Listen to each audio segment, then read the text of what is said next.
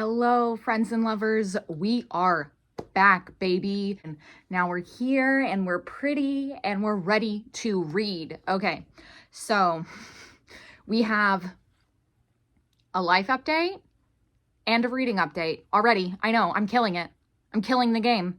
Anyway, so life update. I have 2 interviews. That's why I'm dressed like this. Is it tonight? No. I am crazy. And I was like, what if we did some trial makeup for tomorrow? So this is what it is, you know, just like light makeup, like very professional, clean, whatever. I don't have any on my like skin.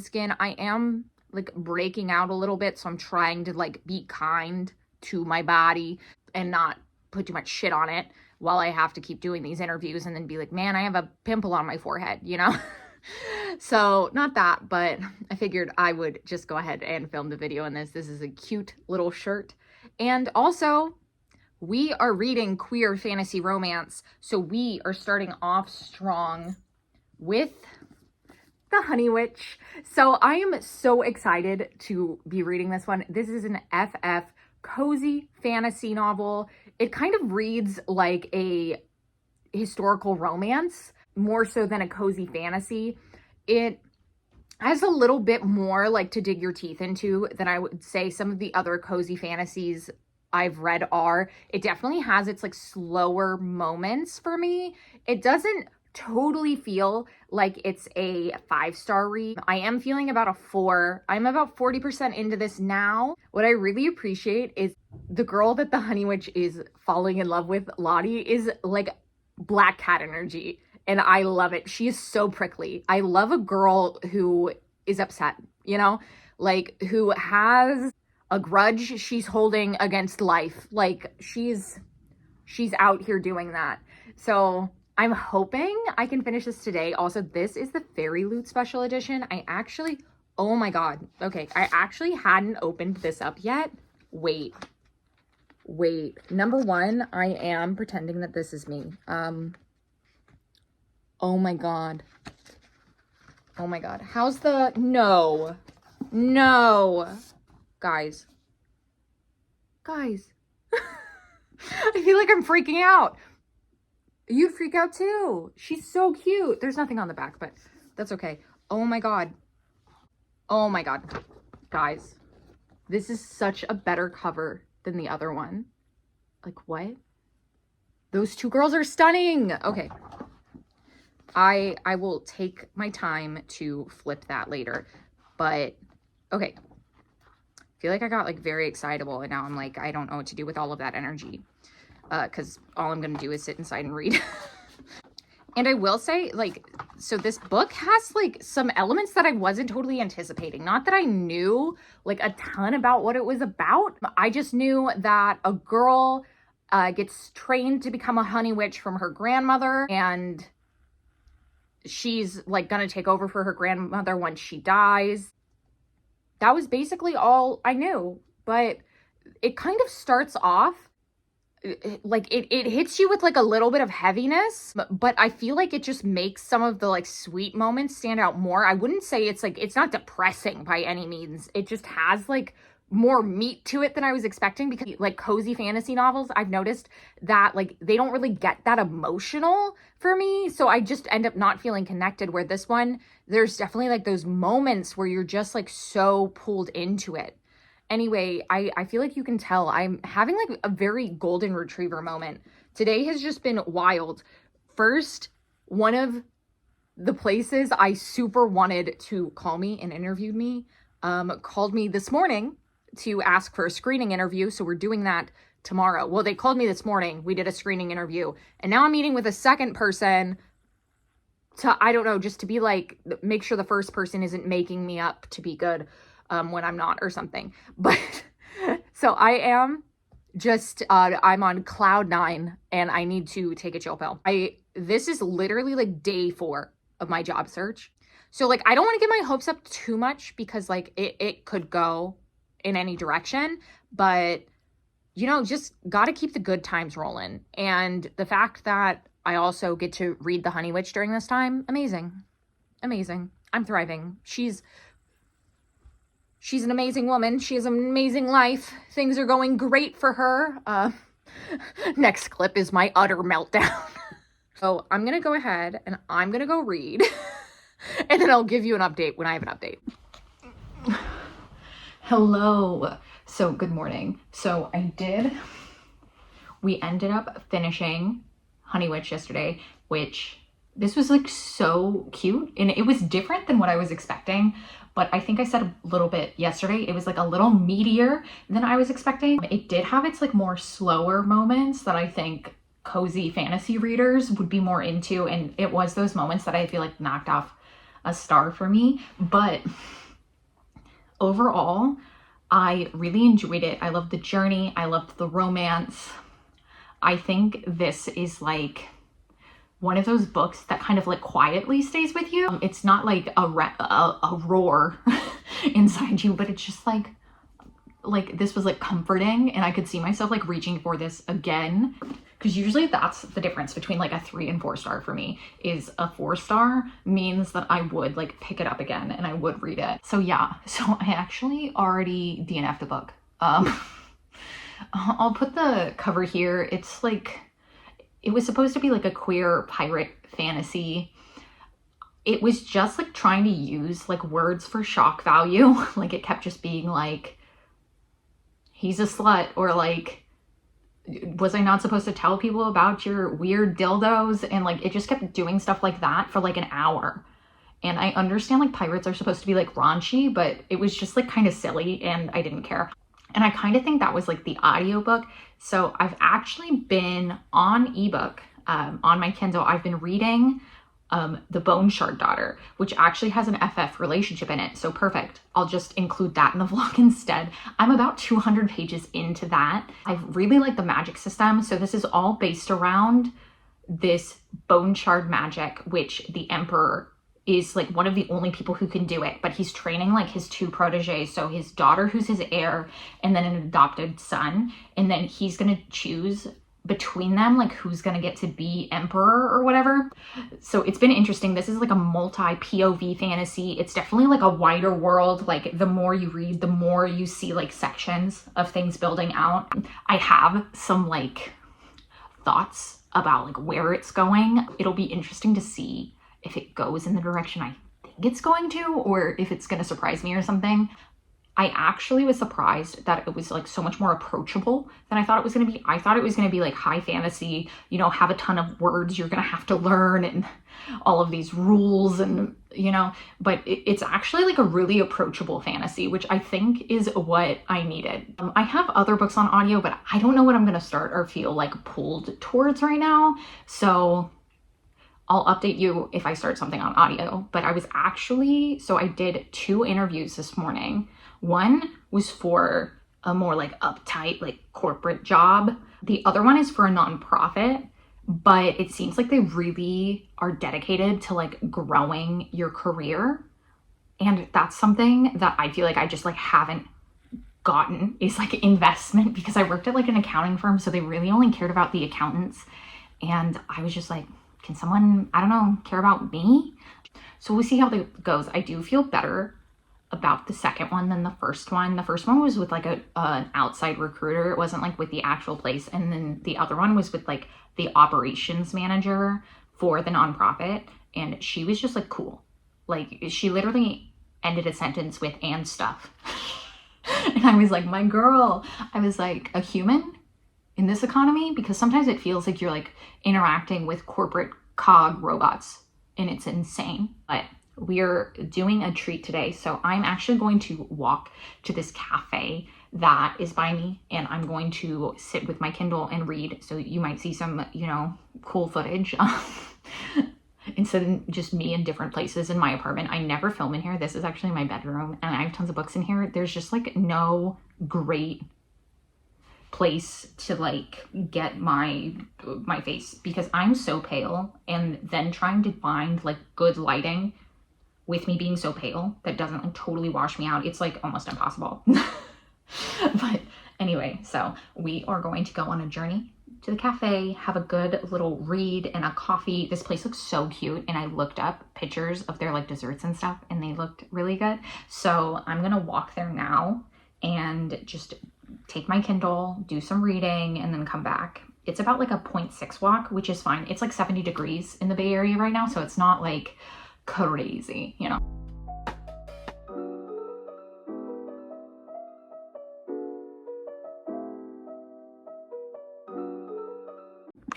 I was trying to film a clip, but Gizmo is just like, she's being her own kind of lady back there. Anyway, my hair is crazy. I literally just woke up. Well, by just woke up, I mean I just got out of bed. Last night I was hanging out with some friends, and I had earlier in the conversation told this guy, I was like, oh, like, I'm giving myself PTO tomorrow. Get it? Every day is paid time off when you make no money. So just an X on that. Later in the conversation, everyone was talking about 4th of July, and I was like, I have that day off. And he's like, Jen, I'm sick of your shit. So it was pretty funny. But yeah, so today we are taking... Can you stop destroying this chair behind you? I'm gonna have to like scare her now that we've sorted out the baby. So I've decided to give myself the day off. And by that, I mean just like a day off from being productive or like job searching.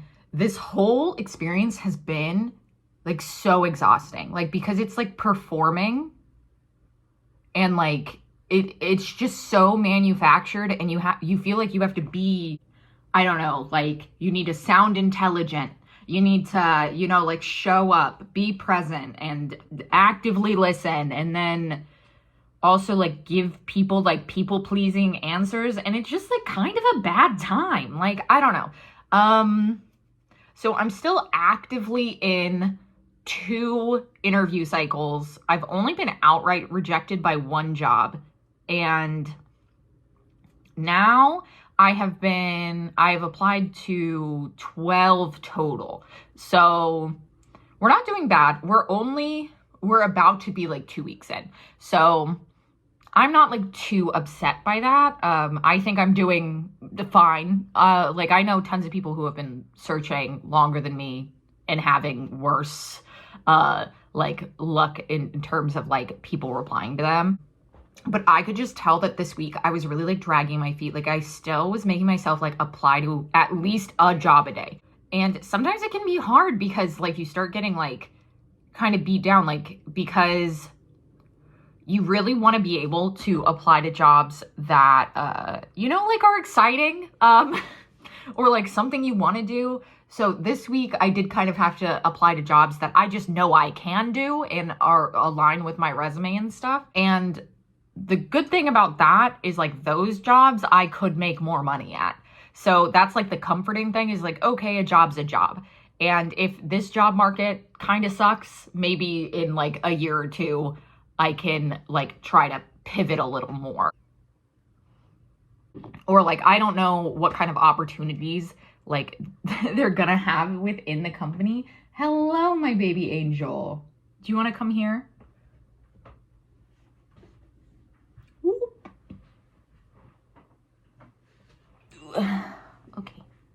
Okay.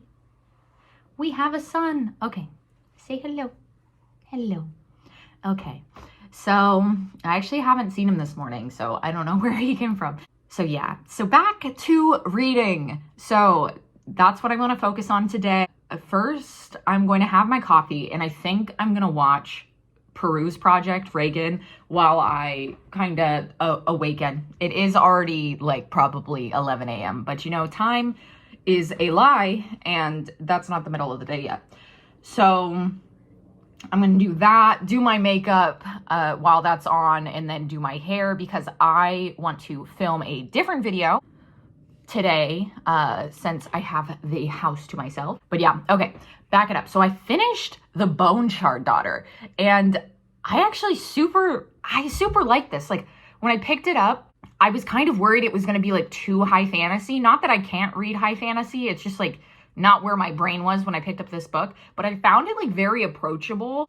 It didn't feel like too overly complicated. This does host like a large cast of characters.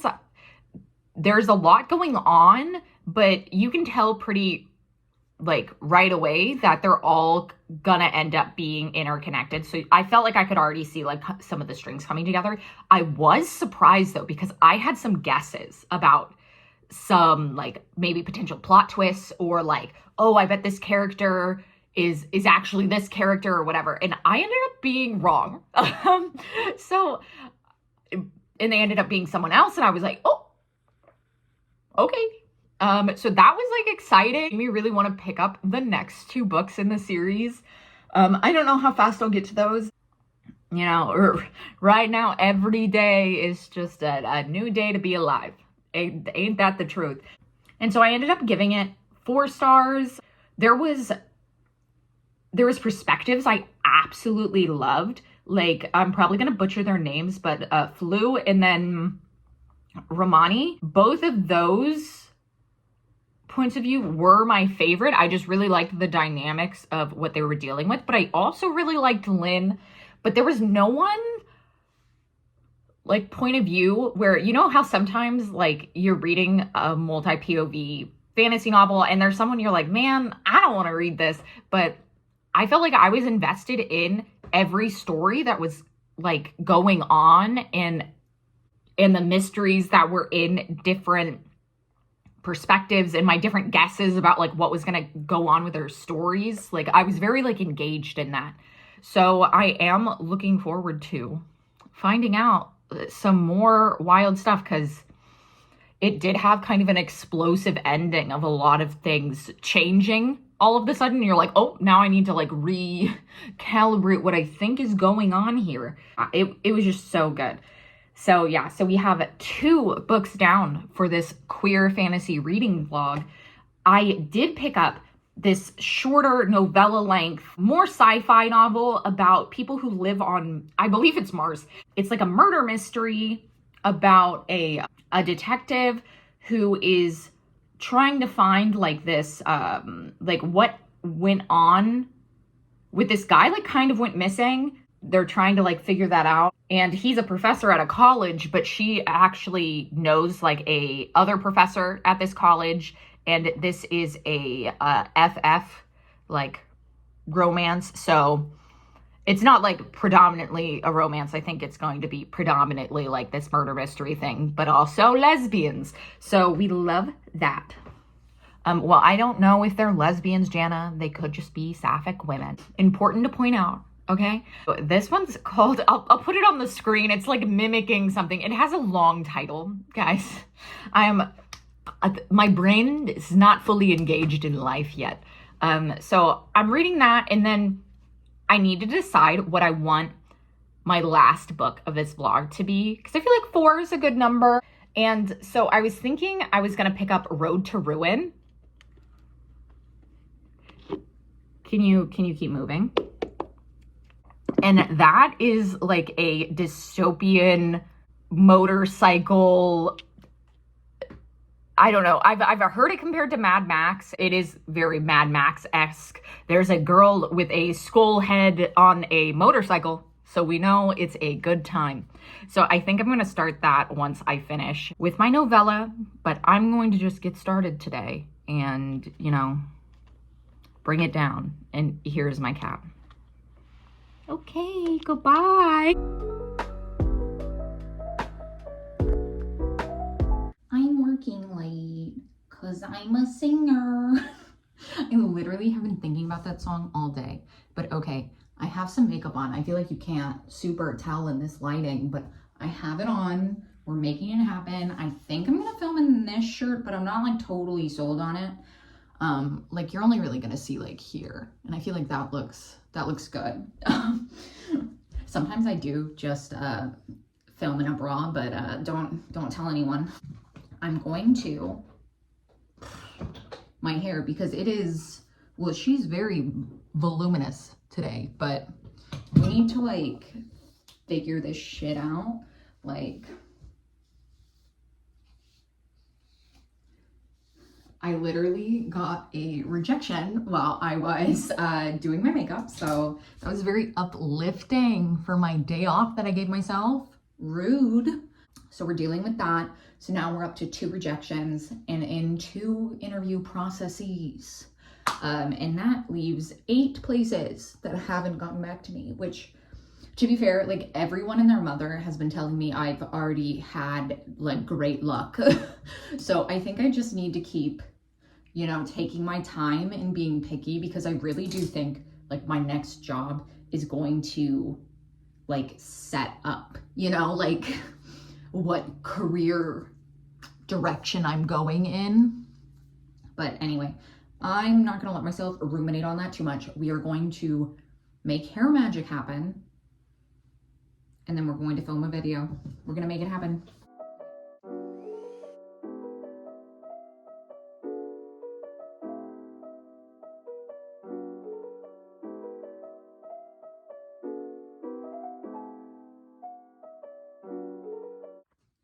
Okay, we made it happen.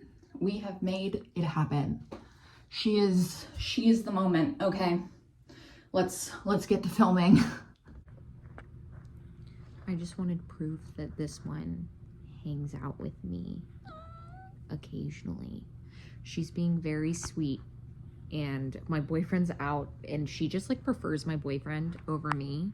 But if he's gone, she'll settle, you know? So I'm here. So I finished the, it's like the Science of Known Success or something. It was just kind of boring. Like, I don't know. It like had the chance to be like Sapphic Veronica Speedwell, and instead it just was blah. Like, I don't know. Like, I just felt like it could have been so much, and instead it was just like, okay. I don't know. If I'm being honest, it'd be like 2.5, maybe 2 stars. I think I put it as a 3 on Goodreads. I don't know. Like, it makes me feel bad because I like want to love it because it's like queer and this author doesn't have anything else. I mean, obviously that's like not a reason to rate higher, but I don't know. Like, I just want there to be like a million more queer books, you know? So I did end up starting Road to Ruin, and I'm obsessed. Like, I'm about to make this my personality. So if this crashes and burns, you never heard this. It's a lie. But I'm loving this. This is about it's like set in a Mad Max inspired world, and this girl is a motorcycle courier rider, and she wears like a skull helmet. She's very cool between 2 places, like through the wastelands, to deliver messages between a princess and this other important guy. And you kind of get the feeling that she has feelings for both the guy and the princess. So that would make this MFF, if true, which amazing. That's what I want. I like, for some reason I went into this just thinking it was FF. So, and if you know me, anything about me, I love a poly element. But I'm going to absolutely binge this. So look forward to hearing how we're doing tomorrow. And my son is here to also join the cuddle party. So we will get to cuddling. We're watching anime tonight. We are watching Haikyuu, the volleyball boy anime. We're doing that. All right, bye.